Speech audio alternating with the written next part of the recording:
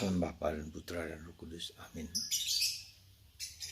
Allah Bapa di surga, kami mengucap syukur bahwa kami untuk selalu hidup dalam kebenaran, dalam kejujuran, dalam nilai-nilai yang secara ilahi, abadi, kekal. Dan itu hanya dalam Kristus. Bantu kami ya Bapa untuk menemukan kebenaran-kebenaran ilahi itu dalam diri kami masing-masing. Terpujilah nama-Mu kini dan sepanjang segala masa. Amin. Para saudaraku terkasih dalam Kristus, Yesus mengatakan bahwa orang harus hidup dalam kebenaran. Dan kebenaran itu berasal dari Tuhan. Kebenaran itu bersifat abadi. Kebenaran itu bersifat kekal. Dari dulu sampai sekarang tetap menjadi kebenaran. Ada nilai-nilai ilahi yang bersifat universal. Seperti contoh, mencintai Allah dan mencintai sesama. Dalam bacaan pertama kita mendengar bagaimana Raja Nebukadnezar yang mendirikan dewa yang dia buat sendiri. Dan semua orang harus menyembah. Jelas ini ditentang oleh Daniel yang kita sebut dengan Sadrah, Mesak, dan Abednego. Tidak mau. Maka dia dihukum mati dengan api yang panasnya 7 kali daripada sebelumnya. Dibakar, tetapi mereka diselamatkan oleh penampakan dari raja. Ada dewa yang seperti katanya, seperti anak manusia yang bisa mengatasi ya, hukuman api seperti api neraka itu. Itulah kebenaran. Kebenaran hanya dalam Tuhan. Abadi, kekal. Tidak hanya di dunia tetapi di surga. Atau di surga yang ditaruh di dunia. Dan itulah yang menjadi kerinduan hati manusia, menjawab semua keraguan, ketakutan, kecemasan, ketidakberdayaan manusia. Dan kebenaran itu menurut iman kita adalah Kristus. Karena Kristus berasal dari Bapa, berasal dari Allah. Dan dari Allah apa yang dikatakan Yesus itu menjadi kebenaran yang yang tidak bohong, tidak menipu, tidak sesat. Katakanlah. Jadi kebenaran itu dijawab dengan kata-kata yang lebih negatif, seperti negatif. Tidak bohong, tidak menipu, tidak sesat. Tapi memberikan pembebasan kepada kita manusia. Ya. Itulah yang menurut saya menjadi kerinduan hati kita semua manusia. Untuk menjawabnya, untuk menerimanya, untuk mengejarnya, untuk mendapatkan. Dan itu memenuhi seluruh kemampuan daya manusiawi kita, daya kemanusiaan kita. Bahwa manusia berasal dari Allah, diciptakan oleh Allah dengan roh kudusnya, roh Allahnya. Ya. Itu kebenaran.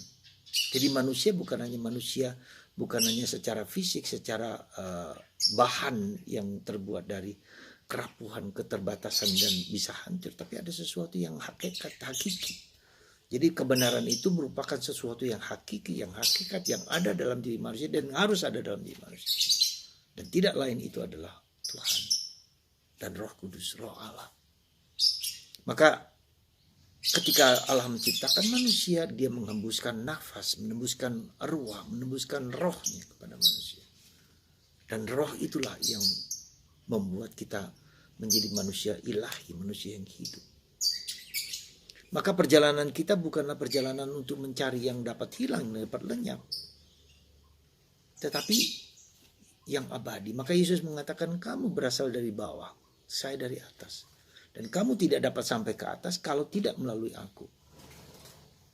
Dan ini menjadi suatu kebenaran yang hakiki, yang fundamental, yang dicari oleh setiap orang.